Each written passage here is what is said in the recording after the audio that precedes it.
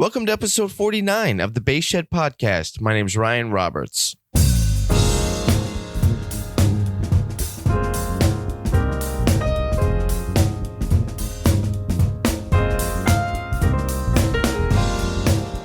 My guest is Katie Thiroux. Katie is a jazz bassist and vocalist who has 3 albums out. The first one is Introducing Katie Thiroux. The follow-up record is titled Offbeat. And the third record is Live from Caroga Lake in New York. You can learn more about tour dates at www.katiethiroux.com. Katie definitely comes from the Ray Brown tradition of jazz bass playing, as Ray Brown has been a big inspiration to us all. Obviously, she will talk about that and what it was like studying with John Clayton and also getting a chance to work with John Clayton and do concerts with John Clayton. When we recorded the interview, she had one coming up. At this point, the concert has happened already. But definitely check out her records and stop by her website, www.katiethiroux.com. You can also find her on YouTube and Spotify, and I'm sure all the other platforms. Definitely check her out. The trio is super swinging, and Katie sounds great. D. Lakin Basses. You can win the bass of your dreams. You work with Dan Lakin and his design team to build your custom bass. You pick the woods, you pick the scale, you pick how many strings, the paint colors, the pickups, pickup placement. It's your custom bass. You can win the bass of your dreams. It is Dan Lakin's bass giveaway. Go to www.dlakinbasses.com to learn more. Dan is now also dealing with amps, so stop by Dan's amp shop to see what he's up to there and the brands he's carrying. Again, that is www.dlakinbasses.com. lemurmusic.com. Everything you need for the double bass can be found at lemurmusic.com. Basses, bows, accessories, practice materials, practice aids, sheet music. Go to lemurmusic.com for everything you need for the double bass. The Bass Shed website is dedicated to learning bass lines and bass solos from legendary bass players by learning the transcriptions of legendary bass players. So I'm kind of a one-trick pony with the website. I do regularly get asked for private lessons, and so I have created a tab on the website for private lessons. You can go to www.thebassshed.com/private-lessons or shoot me an email at ryan@thebassshed.com. Let me know what you're working on. Let me know what you'd like to be working on, and we can take it from there. All right, I had a great time talking with Katie, and as I mentioned, she had, when we recorded this, a gig coming up with bassist John Clayton, and she's going to talk about how that kind of came to fruition, and also how she went about curating the program and picking the tunes and the material for playing with not only her former teacher and a bass legend, John Clayton, but just working out a set with 2 bass players. So it was the gig was her, John Clayton, and piano player Sam Hirsch. She will also speak about how she started pursuing her career as an artist and her first recording. She'll speak to her history as a vocalist and her process for selecting songs, keeping the music fresh while on the road, her approach to teaching, jazz recordings. It was great. We really covered, career, artistry. We covered a lot of different topics overall in this talk, and I had a great time talking with Katie. And so here is my talk with bassist and vocalist Katie Thiroux. How you doing? I'm good. How are you? I'm doing all right. This is early for me. Are you an early riser? I am an early riser. Really? I've been up since 6:30. Why do you do that? Why is it? I'm not the typical musician in general. Okay. I get up early and I go to bed early. But, what's early? What time do you go to bed?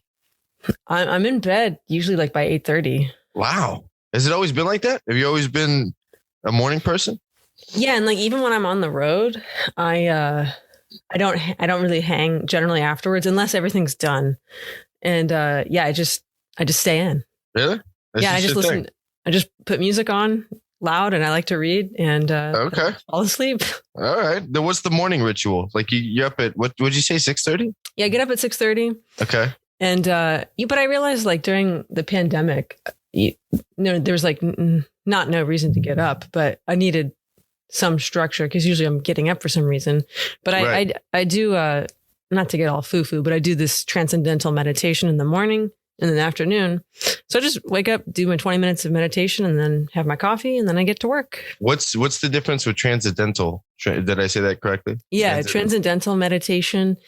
It's just this like specific, it's like more like a technique that, it's like the Beatles made it really popular, but it's like this ancient Indian Hindu meditation where you just like, everyone gets your own mantra and it's do you pick your mantra or does like a guru subscribe a mantra? No, like somebody like you have like a teacher and they give you a mantra.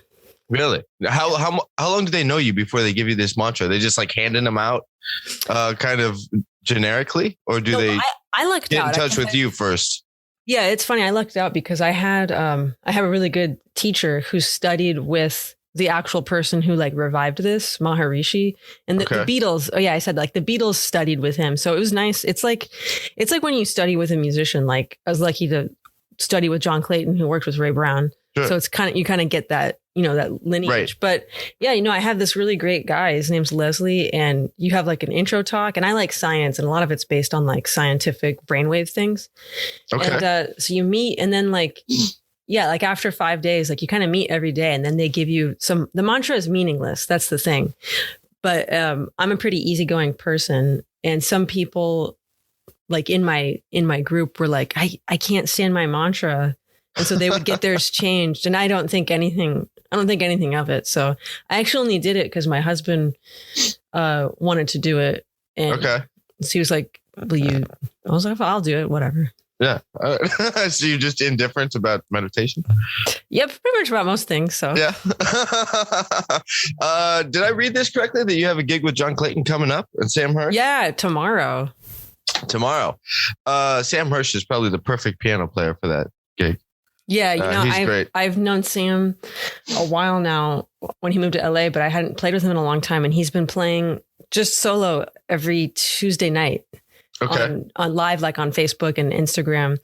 And boy, he's gotten amazing. And I just had this before this opportunity came up. I was like, I want to do something duo with Sam. Like it would be so great to play with him. And then John Clayton asked if I would do this. And my trio's not really we're all separate right now. So I said, let's do duo. And it was who's in your trio? Usually the piano players kind of shift a little bit, but Justin Coughlin, really amazing piano player. And he moved back home during quarantine. So he's in Virginia. And then I also like to play with Glenn Zaleski, who's in New York. So, and then usually my husband we've been playing together. He plays drums. So, that works out. Yeah. There's no scheduling conflicts there, right? Usually not. I mean, sometimes, which is fine. I don't mind switching it up. That's the fun part. How's this going to work with both you and John playing bass? We've done a couple things before. I'll backtrack. Like I'm from Los Angeles. When I came back here to do my master's, I wanted to get back in touch with him because I met him when I was in high school. And I was just like, he really helped me set goals. And there's a lot of people I wanted to play with. And so he was just like, well, you can do it, make it happen. So just physically writing it down and then figuring it out. And I said, I really want to play with you. Yeah. Like super bass style or just duo. And he was like, well, then make it happen, So not too long after that, there's this, it's like a jazz party in Newport Beach, California. And they're always looking for like younger, whatever. So I was like the young person, like whatever, the student act. And, but they wanted John Clayton and I to play solo or duo. And I was like, okay, there we go. Yeah. So it started there. And then we actually did a duo concert. It's actually another Newport Beach jazz party in Oregon. And we did a duo concert, which was just like fucking fantastic. Sorry. Yeah. And then we were going to do something else at NAMM, the Museum of Making Music, because they had this whole series about the bass. Okay. They already asked me to do my own concert, and they asked John to do one, and he wanted to do one with me. That's cool. He was like, oh, you're already playing there. And I was like, oh man, I would quit my thing and do duo with you. So it's going to be cool. Actually, I came up with a theme. I'm a very it's hard for me to make plans in advance. You know, I plan out my day. I wake up at 6:30 and go to bed, but it just came to me the other day. I was like, okay, we're going to play a bunch of lines, a bunch of music that's all based on like lines. So either like contrafacts. So I have some ideas, and I think he said I'm in charge. Okay. So, what does that feel like for you to like now be in charge of the gig, with your old teacher and just a bass icon? I mean, he's. Yeah. It feels. This is the first time it's felt okay. We've actually also done 2 concerts under his name with he calls it Bass Monsters, where there's like 9 bass players, including himself. Okay. So we're either playing all together or like broken down. So we've done one thing like as a bass. Well, so we've played duo and we've played trio, but I've learned so much just watching him interact with people. Non-music related. So I feel like I've gained a lot of those skills of how to look at things on a peripheral vision and just kind of like see the end outcome. Like I know what I want. I'm not really attached to that, but I have all like the ingredients and I'm just going to let it flow. Okay. So is it kind of like does this go back to the meditation? Is this like a manifestation thing? Oh yeah. I mean, of course I would want that to happen. And for me to not have so much of a plan is better. So I have like, even with Sam, we're going to play duo together. Mm-hmm. And I don't like to like beat the crap out of whatever I'm going to play, because I'd rather just it come out. So, and then the 3 of us are going to play together. But fun things like, you know, I love playing Tricketism, and I've played that with John before, but I was like, so this goes on my theme of just playing songs with a bunch of lines. But then I did it yesterday. I was like, what if we displaced it by a beat, and we each played a beat apart? So I recorded myself, and then I did that. And I said, okay, what about a measure? What about half a measure? And then I said, what if we do a beat apart and a half step apart? Okay. So I was trying to figure that out. So we'll see what he goes. How does that work? Like you got this bebop line that's a beat and a half step apart. Does that just sound it's going to sound weird, but chaotic as I think it would? Yeah, I got the idea from there's 2 really great 2 records that like are burned in my memory. One is here it comes. Peak or Sleep Apogee with Peak or Sleep with Warren Marsh, and it's recorded in the 70s, and it's actually produced by Steely Dan by those guys. Okay. So there's a lot of layering, and there's a lot of the whole record is just lines. Actually, it's just contrafacts, like on Just Friends, Out of Nowhere, a bunch of stuff like that. But they do Donna Lee a beat apart. And so I was like, okay, that's very cool. And then there's another record. I love big band, and Bill Holman. I'm so glad he's still alive in LA. Yeah. And he has an arrangement of Donna Lee as well, where it's the half step apart. Oh. But in time together. So I was like, what if I kind of mix the 2 of those? Huh. All right. So this is going to be the first time you've tried this? Yeah. I mean, I've only been playing it with myself. Like I'll record it and then play over it and record that. And yeah. Yeah. How are you feeling about it right now? I feel great. Yeah. Even if it's a train wreck, it's fine. I just like to try something. It's worth the experiment. Yeah. Yeah. So how long have you been pursuing the artist path? So I moved back to Los Angeles or Long Beach after I went to Berkeley in Boston, finished in 3 years. And then I immediately went to teach for one of their international schools in Ecuador for a year. Mm-hmm. And I wanted to get my master's because I didn't want that to be like a plan B. And I was like still 21. I was like, I could be in school for 2 more years. Yeah. And while I was there, I just put it upon myself to like play as much as I could, meet as many people as I can. Which for me, I don't always like being around a lot of people. So like being the house bass player at a jam session and being the only bass player, for like 20 hours, but just meeting a bunch of people and, playing every gig I could. And it was like it's 2022. Wait, what year? 2021 now. Yeah. And, maybe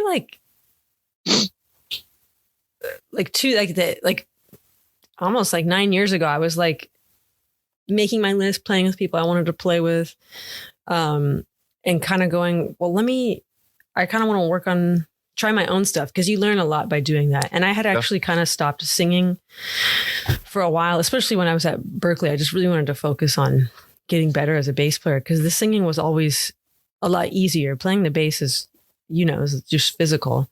Yeah. So it was probably 2012, I started playing more just trio, trying to figure stuff out. I met really great people and a great guitarist, Graham Dector. And then in 2013, the beginning of 2013, I was like, okay, let me try and make a recording, and put everyone's first recording. Someone mentioned this the other day, and it's so true. Your first recording is everything you've been working on, all your favorite stuff. Right. So none of it was barely new, except for the original songs I put on there. Maybe a couple things I hadn't done too much.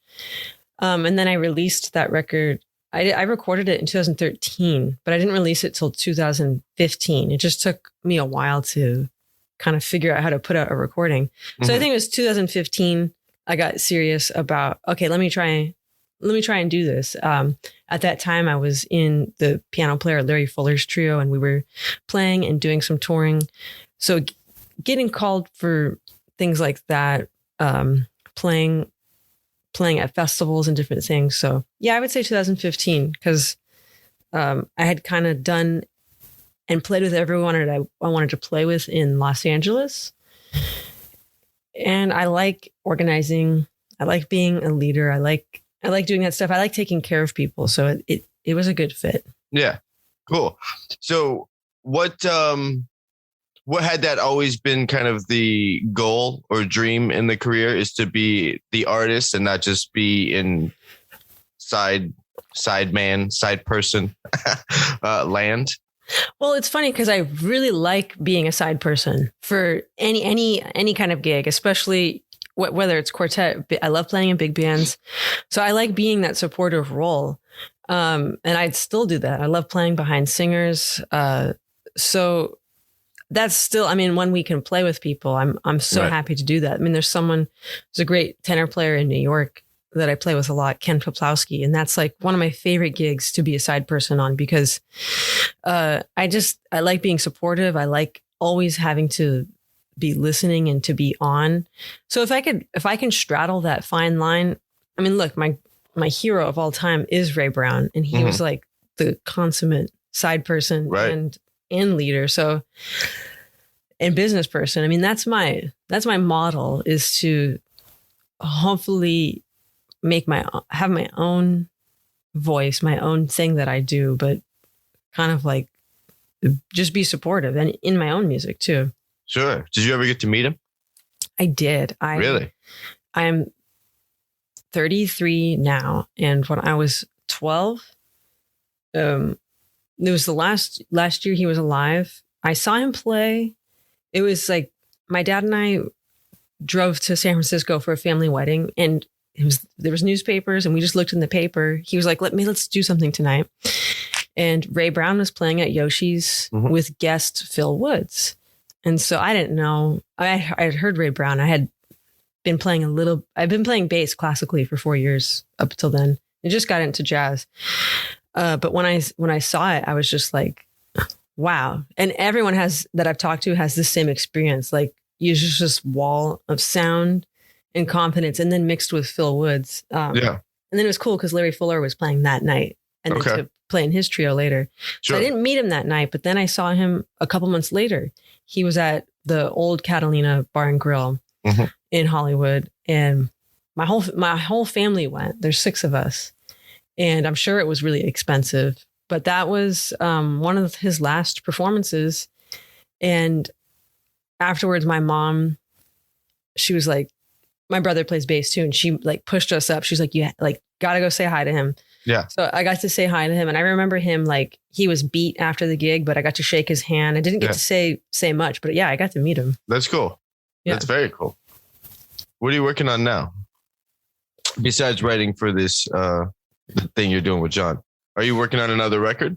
Yeah, actually. Well, it's funny, playing with Sam, I was like, well, we could just I'd love to do something duo with him. But I am thinking of doing something a little bit more produced, I guess, with like just more like groove oriented, Okay. like from the bottom up, because I like a lot of kind of music. Like I could be listening to George Harrison or Frank Zappa and extract something from those and come up with something off of that. So kind of just something like, fuck it, let me just have fun with this, because there's some, in LA there's some amazing players that can, if I just start playing something rhythmically, like Matt Chamberlain will just like he'll put something on top of it and just like murder me. Yeah. So yeah, kind of doing something like that and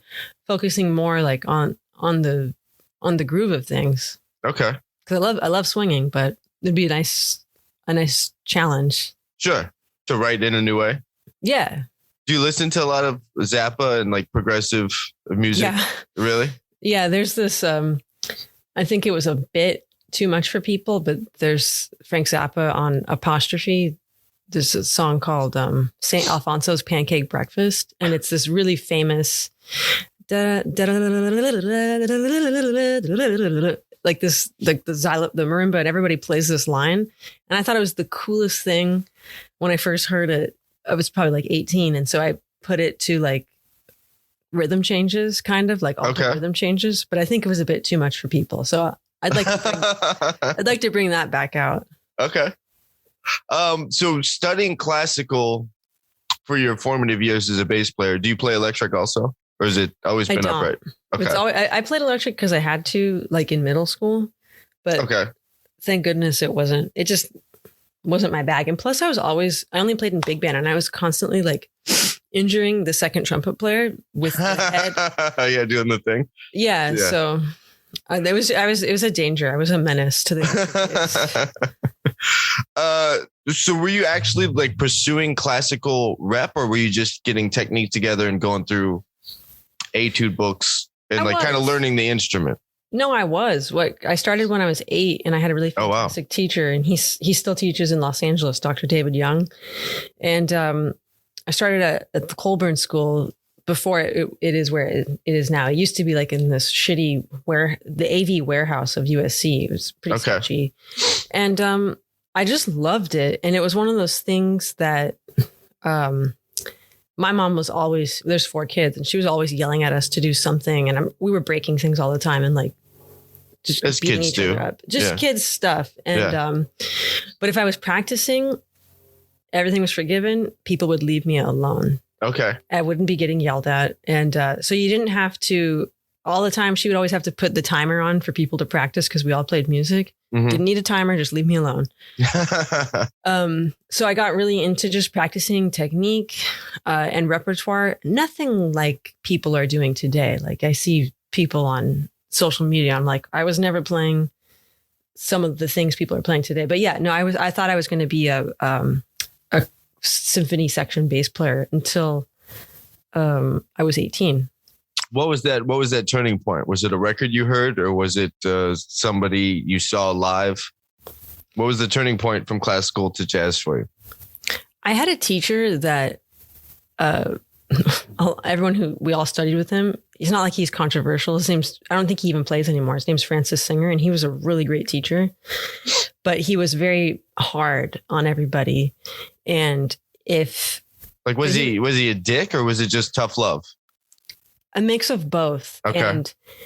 But if he knew you weren't like serious, and if he knew you like weren't gonna pursue it, he'd go easy on you, and he'd say during your lesson, he'd be like, "Let's go get a milkshake." And so I never wanted to get a milkshake. Right. That's like the kiss of death. Yeah. And so I knew some people, and they didn't realize that. I was like, no, milkshakes suck. Like you gotta. So he was really hard on me, and he went to USC, and he did like jazz and classical, but he really poo-pooed jazz. Like you can't make a living off of it. So that's when I just focused on, okay, I'm gonna do the classical thing. I was thinking maybe I'll go to Michigan and study with Diana Gannett and all this stuff.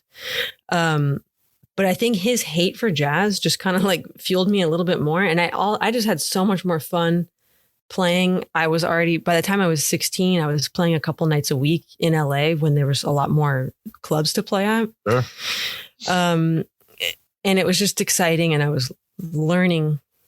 I had no idea what I was doing. So it was just really exciting. And I kind of thought, I had that realization, and I would go see the LA Phil all the time. One of my teachers before him is in the Phil, Peter Roffet. So I would go, I loved seeing it, but I was just like, I can't picture myself sitting in the back of an orchestra for the rest of my life, no matter what the pension is, no matter how much it pays. Sure. So at that age, I was just like, I can't do that. Right. It was the career choice. How, before playing the bass, were you already singing? Had you taken singing lessons?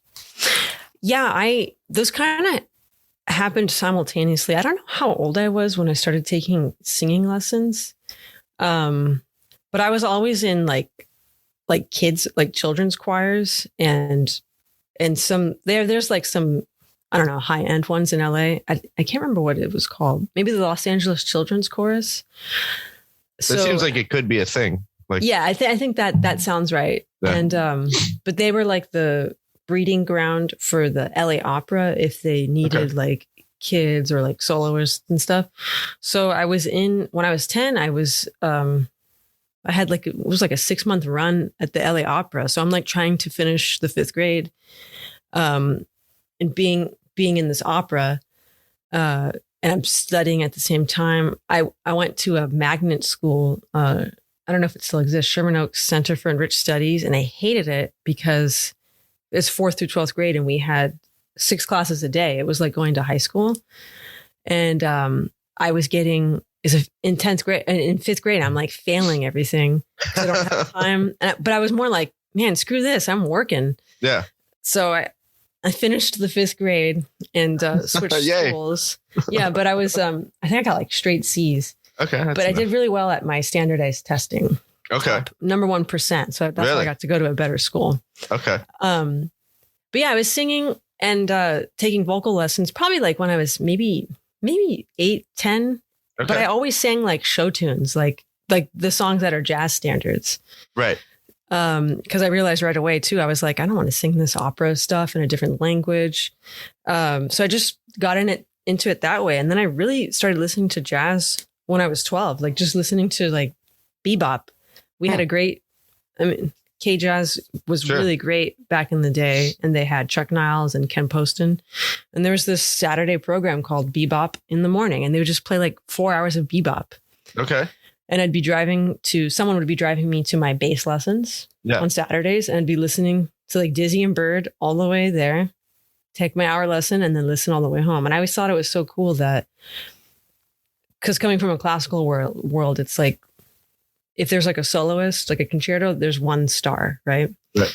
So I was like, well, with Dizzy and Bird, and everyone can take a solo. And then a lot of times, even though it was Charlie Parker's group, Dizzy would start with a solo or Miles Davis would start with a solo. Right. So I thought that was pretty cool. That's at 12, that's an interesting music to connect with at 12, because it's jazz in general, but specifically bebop. When it's not a singer, like if you're listening to old Ella records or Carmen McRae or something that your ear and mind can wrap itself around. But bebop is just like quick tempos, all the chromaticism. I mean, it's bebop, all that stuff. Was it just the energy of it that was exciting to you? And this thing of, everybody can be a star in bebop. Probably. And I think sounds like a pitch for bebop. Yeah, Come exactly. to bebop, kids. Everybody can be a star. Yeah. That's probably it. And I probably liked like the quality just sounded different. Like it sounded older. Mm-hmm. And I liked like the 3 things I probably listened to. Like I had a compilation of Lionel Hampton, which is like totally bebop. And I just remember hearing some of those songs that had lyrics and I'm like, this is so like weird and silly. I love it. Loved it. And then I had like, cause that was like when all the Ken Burns came out. So I would go to Tower Records and then I had like the Ella Fitzgerald, Ken Burns and then this Charlie Parker complete Savoy recordings. And I would listen with my CD player. I had a CD player that had speakers on the outside too, but, I walked to school. And so I had to get one that had like, it was like anti-skip or Do you remember that? Anti like shock mount or something. Yeah. So if you bumped it or something, I'd be like holding it, walking like the 2 miles to school, but just do it. And then I'd put it on like in class, and I would just hide my CD player and just listen to bebop.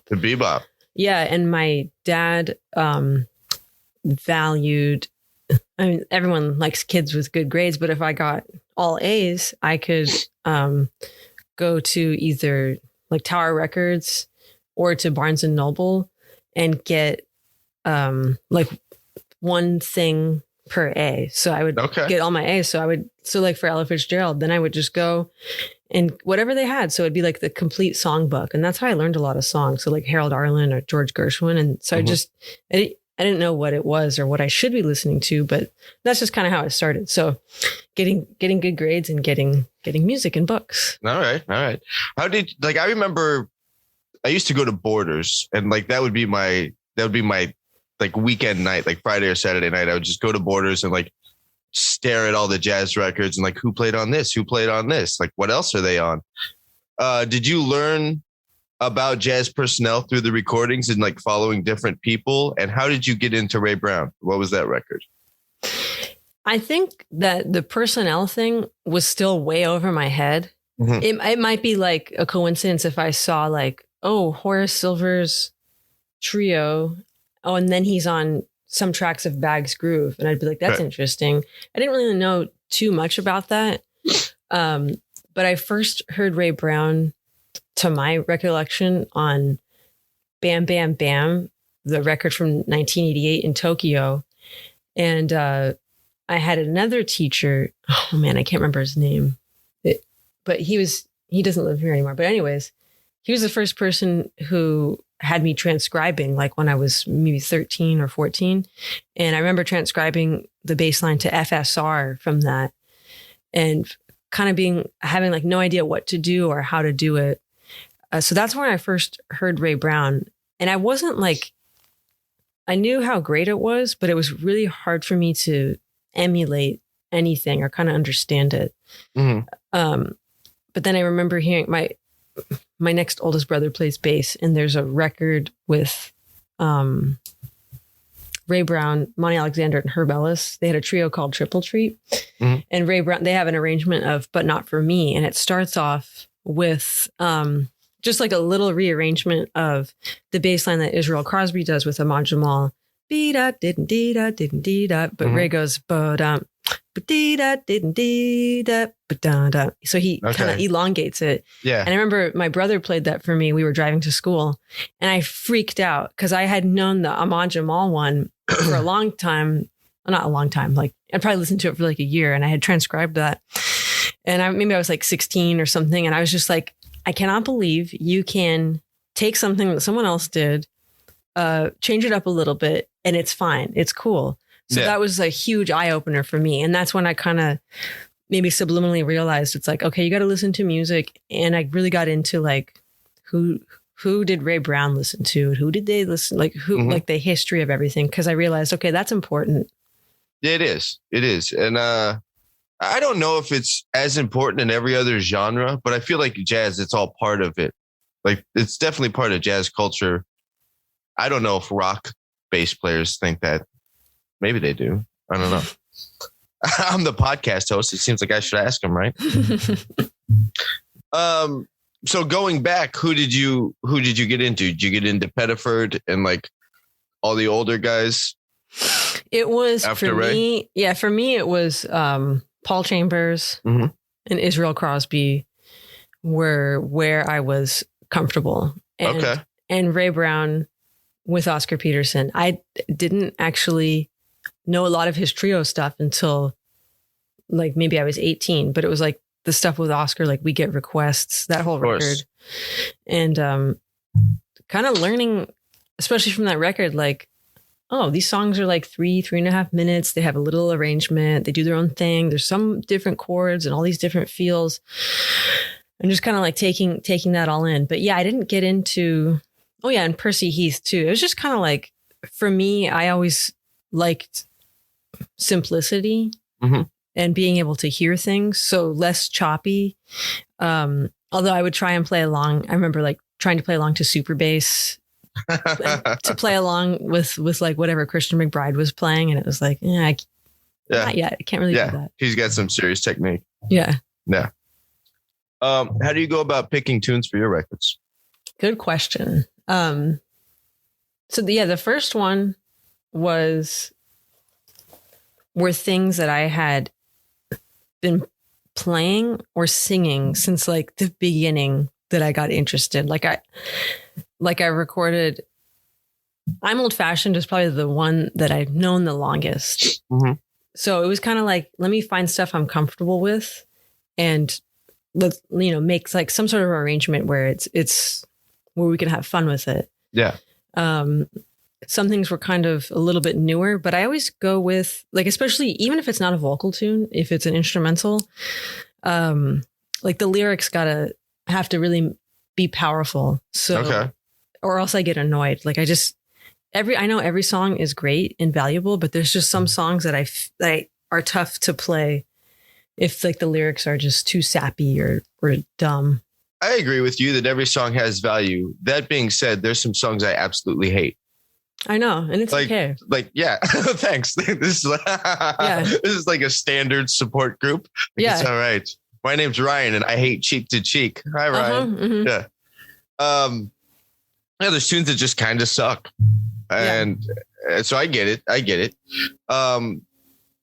Have you built a book where you always kind of go back to the same material when doing live gigs? Like, do you have a book you always pull from, or are you always challenging yourself to learn new material vocally and on the bass, or do you kind of just stick with standards that and then write new stuff? The fun thing that kicked my butt that I learned a lot from, minus 2020 from not touring, but from like 2017 up until the end of 2019 was like doing some heavy touring in the US, but mostly in Europe, and kind of realizing how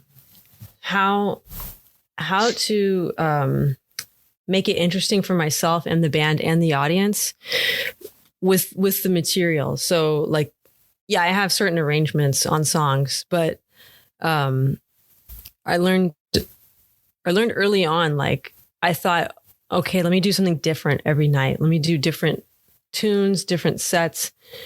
Cause I had friends that had gone on the road before, and even going on the road with other people, we would always play the same stuff.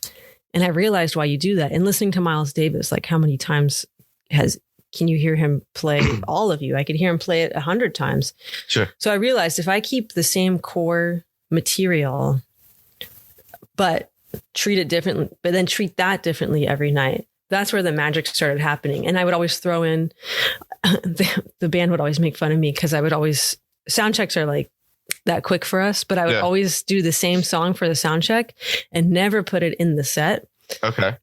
So like if we'd be on tour for a month or something, I would always sound check with like Easy to Love or something and never put it in the set. But then on the next tour, I'd be like, okay, we could put it in the set. Cause I hated the idea of burning on something or like playing it and then playing it again in like, in an hour.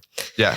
So it got to the point where I like playing longer sets, like a 90-minute set or something. And it got to the point where it was just more about the song was a vehicle for, just like the music on stage. So like we might just play, I always have like my timer on the floor too. So because I like to be prompt, but I'd look down and we'd have a 90-minute set and it's 45 minutes in. I'm like, oh, we've only played maybe 4 songs. Okay. Let me switch it up here and like, let me play something a little bit shorter. Okay. Playing the same songs just allows you the room to breathe in between each set or each time you play to, number one, like not play the same thing. Number two, I might take songs like I love, like I'm Old Fashioned or There's a Small Hotel, like certain songs that I have arrangements on. And then I'll just be like, no arrangement. I'm going to start off and do something. We're not going to do an arrangement or let's change the key. Cause I mean, I like doing that. I like playing the same material with the same guys because to keep it creative, you find new corners in the stuff and then it turns into something completely different. Yeah. and then that kind of makes it its own weird arrangement that is just snowballed into something else. I like that. When switching up the material on the road, what were the pros and cons to that when always having new material out on the road? Yeah, when put something in new, it's always just like, I remember the last kind of tour we did was we ended in Spain, and we had 4 or 5 nights at the same place. And I was like content on doing a Duke Ellington medley. Maybe it was just a ballad, but it like the first night I did it, I think I was singing it. I got it bad and that ain't good. I was like, this isn't working. So I just like made it through the song because I realized halfway through, I'm like, this is too low. We got to change the key. So then like, but it's fine. And then the next night, okay, I'm going to put it up a minor third and we're going to try these different stuff. So on one hand, it's exciting because you don't know what's going to happen and the audience doesn't know. Sure.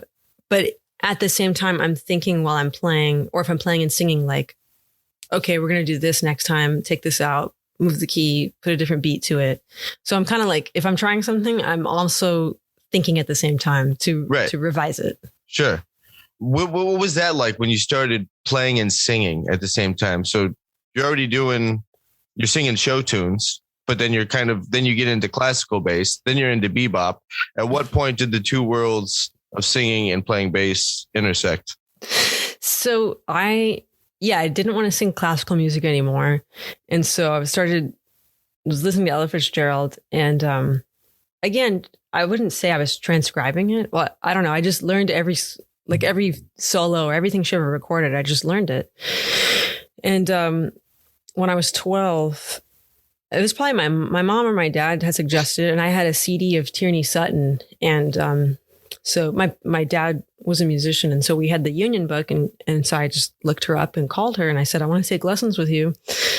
And she was teaching at USC at the time. And she's like, I don't teach 12-year-olds, but you can come with a tape, like bring a tape of you singing and we'll check it out. So I had my other brother plays guitar and it was My Romance. So my brother's playing guitar, the other one's playing bass, and I'm just singing My Romance.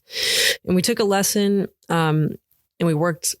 I probably maybe improvised on something, but she was like, okay, we'll do this. Let's do this. So she was the first one. We really went over theory and harmony and how to sing over chords.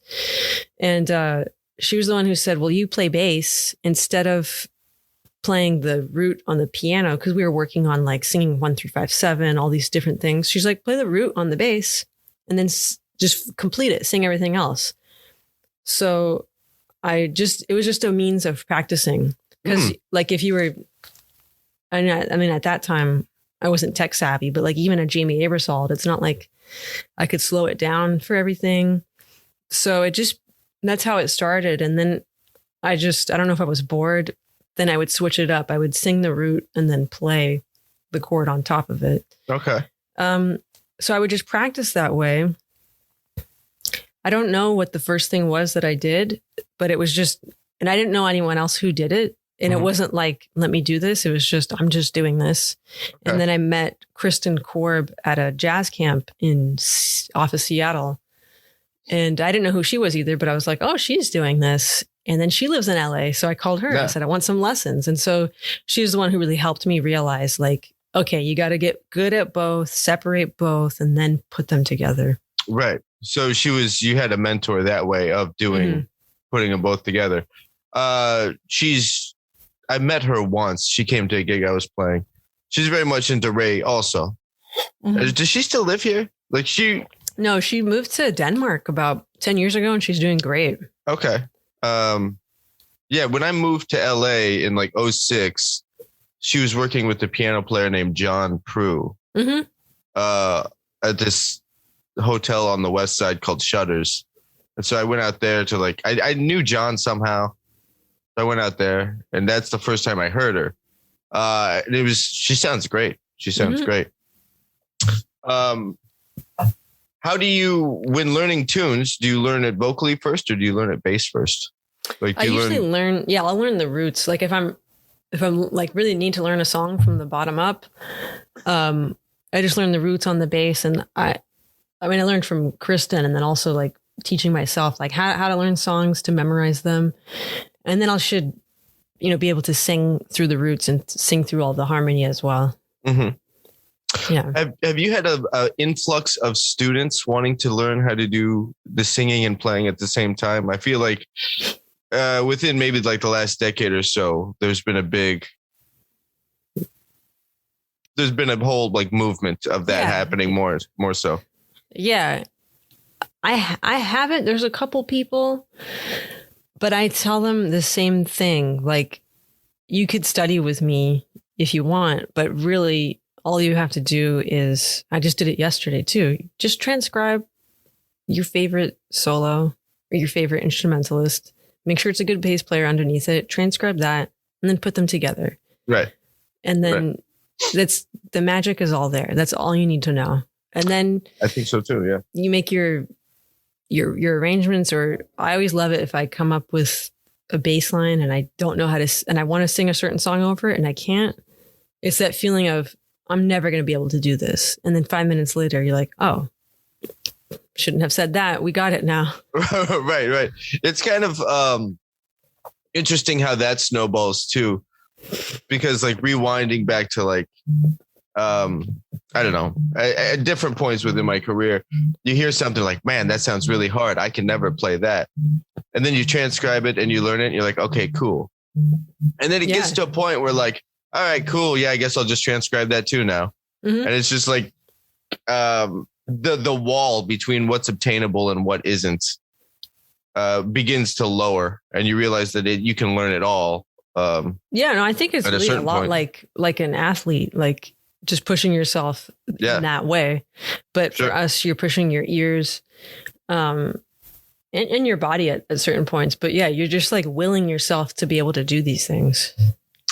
It's now, do you finish your master's? I did, yeah. So you have a very academic background, but you're kind of learning like in this street sense, where just it's from the records.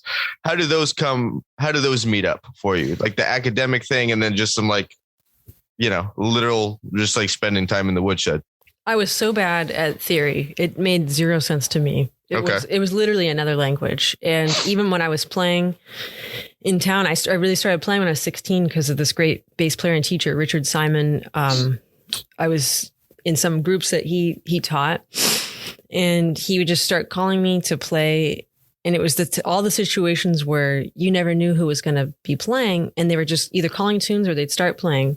So I could play everything by ear as long as I heard it once and I understood form. I was like, okay, this is AABA or AA. And I remember playing Just Friends somewhere. I think Pete Chrisley was playing, and I'd heard the song before. I didn't know that it started on a 4 chord until, much later. So yeah, even when I was at Berklee, it just made zero sense to me. And I really tried to figure out how to learn it. And I hadn't figured it out yet until it was funny. I just talked to one of my teachers there, John Lockwood, until you just are Vibes really player? No, that's someone else. No, John Lockwood's a bass player. Okay. But until I figured out how I learned it best, which was just really by ear. Cause I remember I'd be in juries and they'd say, play A flat diminished 2-octave arpeggio or something. Yeah. And I'd be like, I can't do that. And then I remember it was Matt Garrison, the electric bass player, and they played it like on the piano. So I heard it and then I played it perfectly, like with a good fingering, I guess. And they were like, so you could play it. I was like, yeah, but I have no idea what it is. So I had to go back and add those pieces. So the more I like looked at the songs that I knew and like how harmony worked, I didn't even know how like a 2-chord was minor. I didn't even know that. Mm-hmm. So I had to go back to all this stuff that I knew, like how it was supposed to sound, and then put a face to it. Sure. Which was just all by listening and just kind of like just trusting myself. But yeah, so now I try and help students who have that issue too. Like, you can play by ear, and I read music fine. That wasn't an issue. But yeah, man, putting those pieces together took a while, but I'm glad I did. I like the phrase putting a face to it, because I really think that's all theory is a way to describe the different sounds and colors. Mm-hmm. I think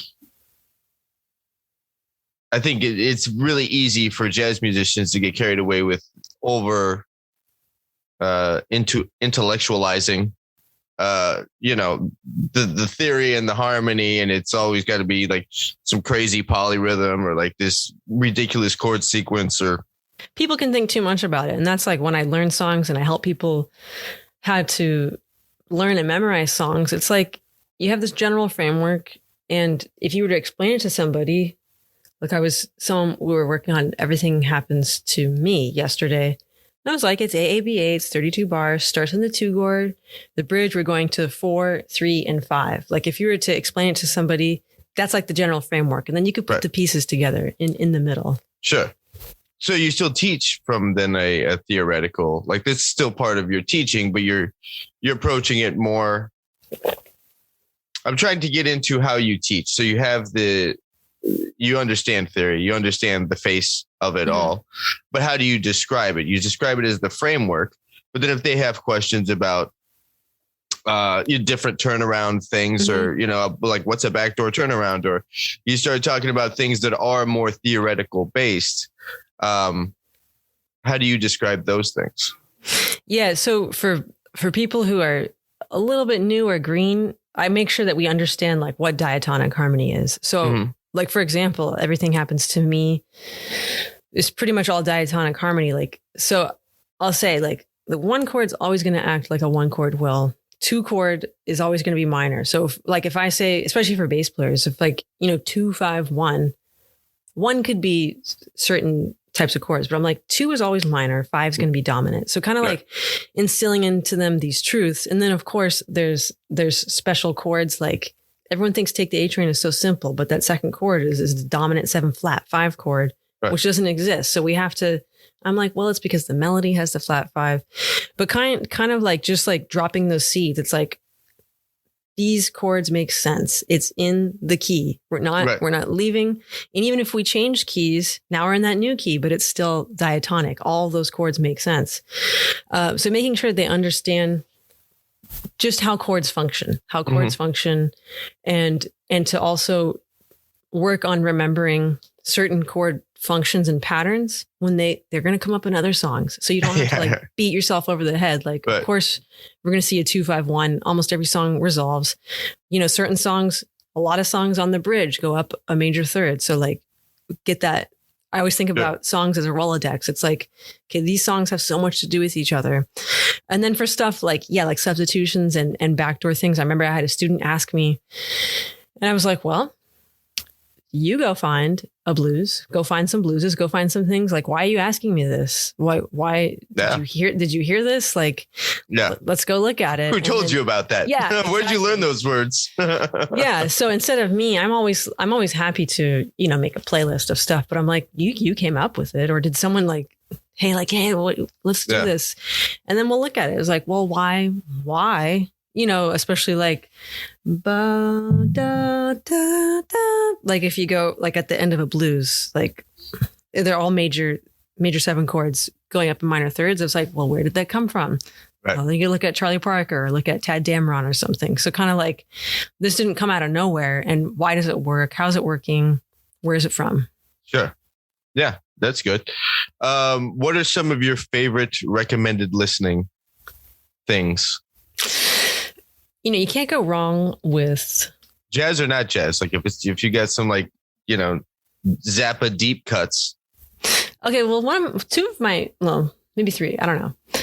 Scalafaro, didn't live long, but has a lengthy discography for how his short career. But there's some really great West Coast records that a lot of people don't realize that he was on, and one of them is with Hampton Hawes, and it's called For Real.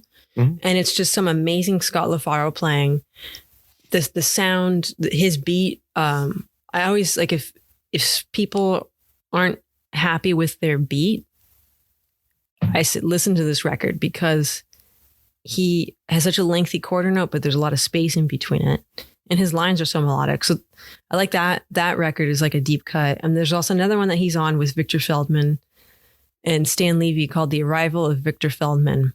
Again, it's just like if you've only heard Scott LaFaro with Bill Evans, sure, check this out too, and they're really well recorded. And then just in terms of like bass playing and groove and feel, I mean, any of those like Verb Miles Davis records, like Steaming, Relaxing. Relaxing is like one of my all-time favorites. Yeah, Relaxing is great. And you're just learning a bunch of songs. Yeah. You're learning a ton of tunes and you're learning how to play in two really well. Right. I remember talking to a teacher early on, and it's back in like, I think I was in high school, and I was trying to get my two feel together, and we were talking about like records to check out that have a strong two feel. And then so like, obviously that led me to We Get Requests and Transcribing Wine and Roses. And then he dropped me all these like Rufus Reed trios that I think are out of print now. It's fantastic two feels on that stuff. And that's a thing that like, I don't think enough people shed, is just the two feel. Yeah. Like it's different. It's a different bag. I mean, you can just have a straight up two feel or a walking two feel. Right. Or how active bounce. It is. Yeah. The bounce is crucial. When talking about the beat, and you were talking about LaFaro, how do you talk to students about eighth note placement? Because where different dudes played their eighth note, like Ray obviously laid his all the way back. Paul Chambers' was back, but not as far back as Ray's. And so everybody has like this super micro nuance thing of how far back they put the eighth note. You mean like when they're like walking or like an embellishment? Yeah. Like what if they put a skip in there or something like that? Yeah. Yeah, it's funny. Again, that Scott LaFaro record, For Real. And there's the track on there is, I think it's the title track. Yeah, For Real. And there's like two choruses at the beginning with just bass and drums, and it's Frank Butler. And again, it's like lengthy quarter notes, but the eighth note is not super long. So, and again, it's to everybody's preference. Sure.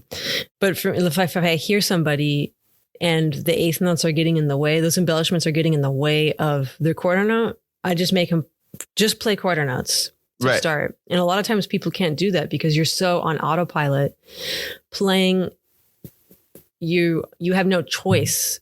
Like you can't not play eighth notes. So you got to play quarter notes and then slip it in every once in a while. So that the beat sounds good, so that you're not dragging everything out. And of course, when you're playing embellishments and it's not happening, you're getting in the way of what the drummer's doing, on their ride cymbal. Sure. You're hopping into their territory in an unfashionable way. Right. Do you have this? I had to just look it up on my phone. I haven't listened to it in a few months. Stan Getz and Cal Tjader sextet with LaFaro. No, I don't have that. That one's, I think that was the first record I heard where I heard Scott start walking. It's like, obviously I know him from all the Bill Evans stuff, and he did some Ornette records. I think 2 records with Ornette. But don't quote me on that. But that's one of my favorite Scott, like deep cuts, is because now I got to start transcribing Scott's walking lines to check out what he did there. Yeah. Because I think like most of us, we just know him from Bill Evans, which is, obviously good stuff. Okay, so what else you got on the recommended list? This is now mainly just for me because I'm always looking for new stuff to check out. Well, actually, that Overseas Special, it's called Overseas Special with Ray Brown, Herb Ellis, and Monty Alexander, because it's just really great trio playing, drummerless trio playing, great tunes. And then 2 days ago, I had completely forgot about Sonny Rollins' record Way Out West with Ray Brown and Shelly Manne. I think when I got it, in the summer of 2012, I did a lot of illegal Russian downloading. And so I had a lot of records. And they'd always be out of order. So I never. Why is it Russian downloading? I don't know, but it got a lot of great music. And so I didn't really listen to it that much, but I started listening to it like 2 days ago. I was like, oh my gosh, this is some of the coolest Ray Brown playing I've ever heard. Cause he played with Shelly Manne in a bunch of different settings, like with the Poll Winners.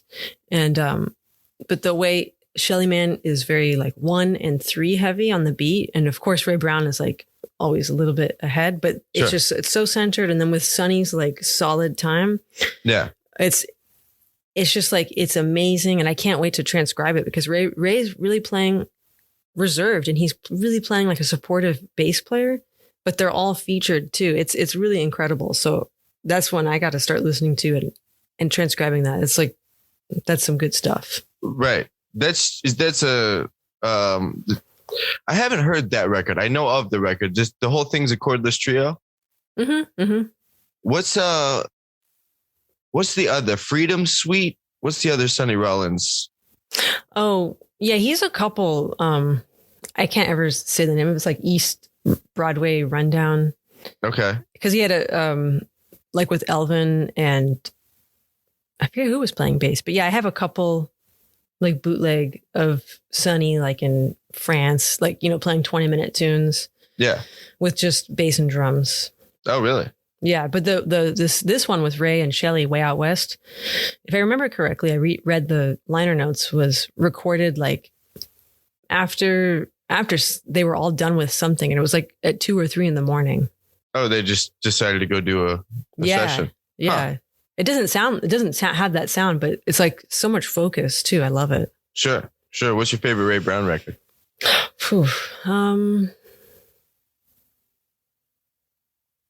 The one I had listened to the most growing up was his last one called Walk On.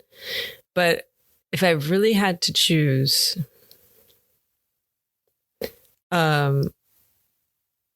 it's funny. Don't quote me on this, but I really like one of his first ones was live called Red Hot Ray Brown, because it has such an energy to it. It's with Mickey Roker and Gene Harris. And I like Don't Get Sassy and Bass Face are really great. They're not recorded well because it was the first time that Telarc had jazz. So the recording quality is not great. So it's kind of hard to hear certain things. Yeah.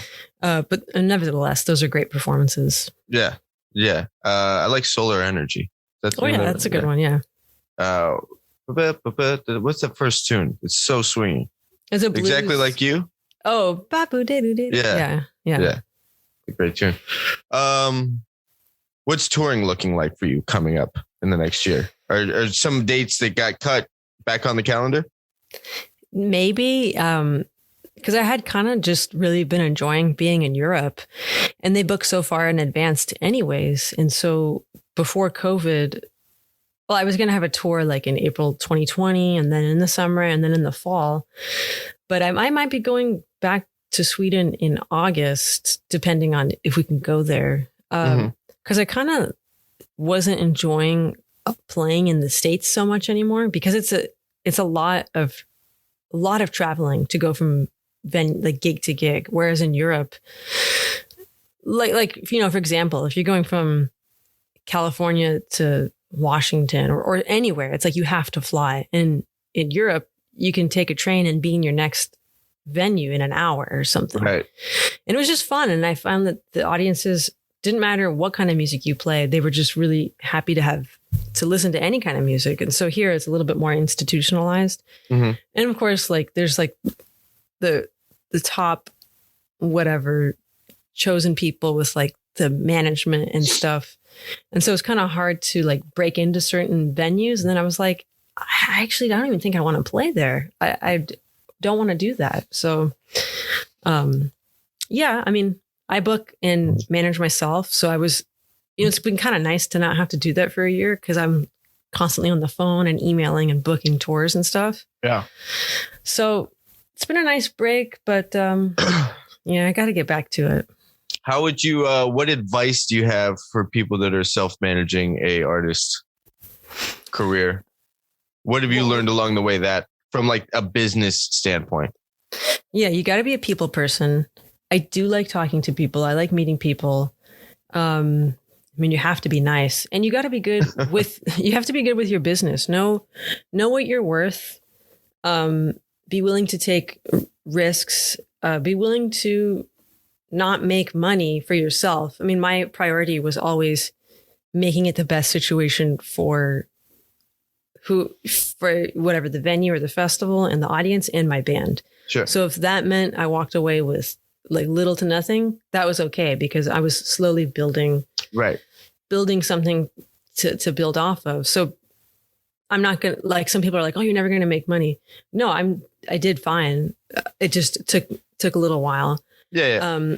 And just being, you have to have a good product, something to represent you. But yeah, you just got to be persistent, and it's a full-time job along with doing the music. It's definitely a full-time job. Yeah. How much time do you still get to practice when you're out on the road touring, or even when you're back at home, not touring?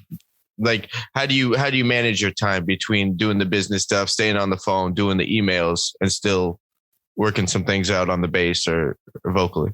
Yeah, now it's great because I don't have to do any of that. So I can just, and I have a schedule. I have like 20 students. So I know, like, okay, here's my days off. This is what I need to practice and work on. But yeah, when that was all cooking, it was really tough. But the flip side is we were performing so much, like around 30 weeks of the year performing and like doing workshops on the road.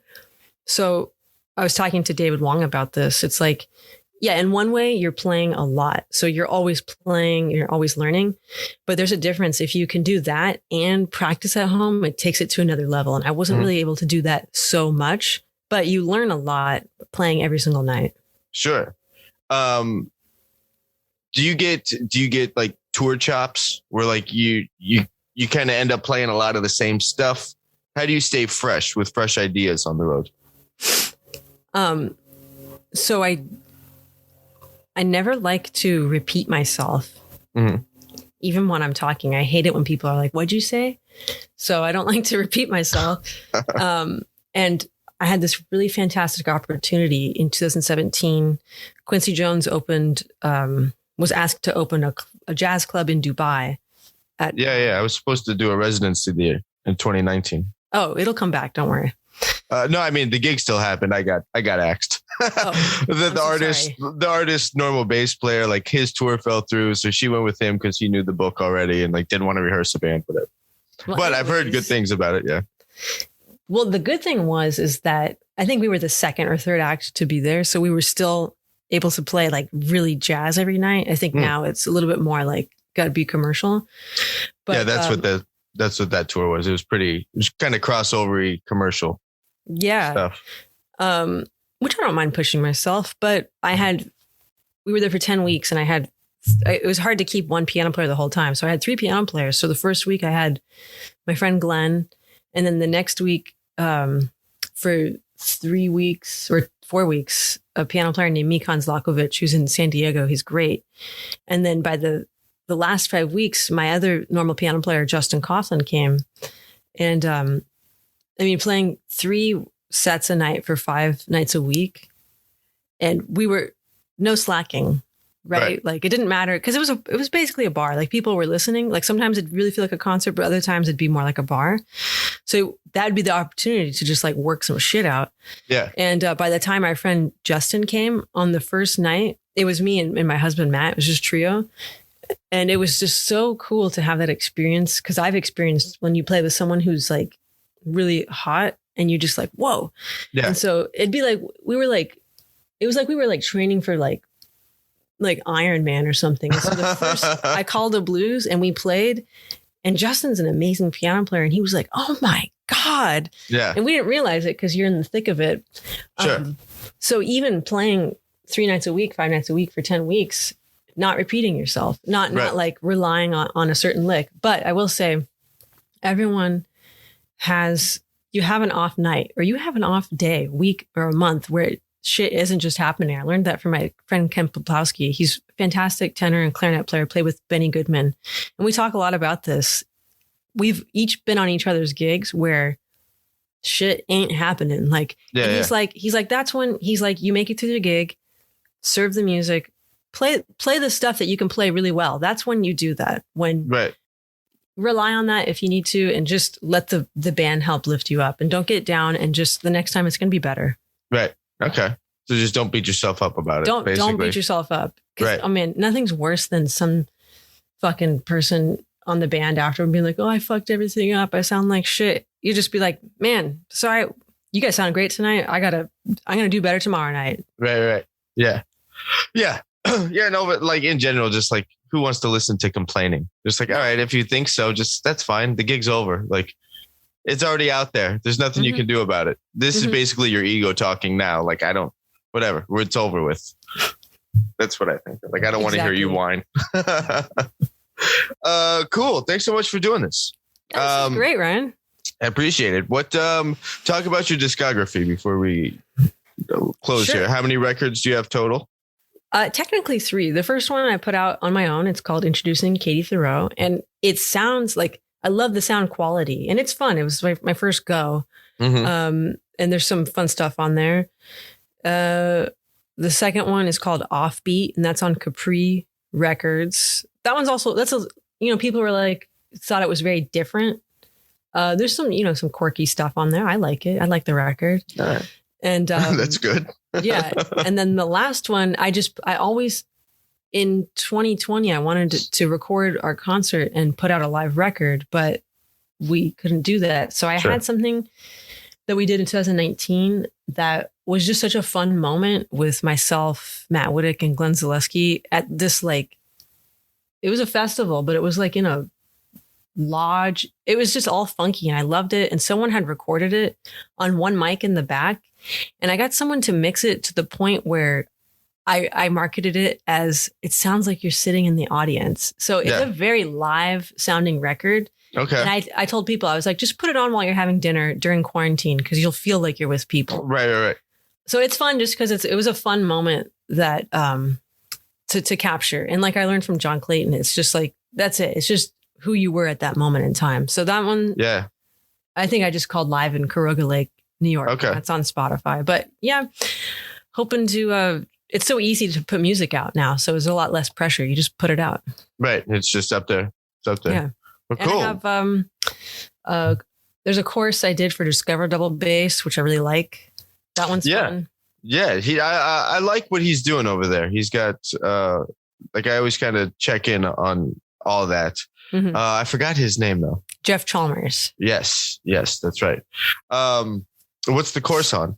It's, I called it From Beginner to Bandstand because I had always, like, after a gig, probably happens to you too. Like, some person will come up and be like, maybe they're in their 50s and they'll be like, I played bass in high school. I want to come back and play bass. There's always that guy. It's always that person. And so I was like, well, let me make a course that is for someone who kind of knows a little bit. And let me get them the fundamentals of just bass technique. Let me like bang that out, like how to practice. And then my goal is like for that person to be able to play a jam session with their friends, like for them to all be like, let's play these tunes. And so then I go on, like, teach a couple, like, how to learn some songs. So that's fun. It's a good fundamental class. Yeah. I think there's so much within bass education. There's so much stuff that is repeated all the time. And then there's some things like that course that aren't really talked about, of different maybe courses or whatever, about just putting it all together. You're like, so maybe you got some theory, or you know how to do this over here, but getting from there to there is the challenge. Yeah. I just want people to be playing. I want them to be able to play. Yeah. I think that's the best. Whatever keeps them excited. Zach Matthews, he's the one who told me that. That was Zach's thing. It's just like whatever keeps you excited about playing. I'm like, man, that's the best approach to teaching ever. Yeah. I love that. Yeah. Cool. Katie, thank you so much. Yeah, appreciate it. Thanks for getting up early.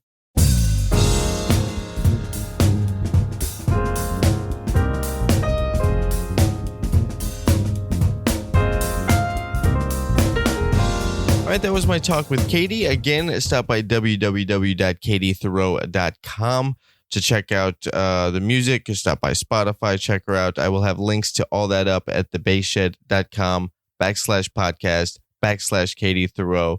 You can track her down on YouTube. She's around. You're going to want to hear this. Folks. She sounds fantastic. If you are enjoying the podcast, please hit subscribe on whatever you are listening to it on, whatever platform that is. Leave me a comment. You can always shoot me an email at ryan@thebasshed.com. And that's about all I got for this one. That's about all I got. So thank you all for listening, and I will catch you on the next one in a minute.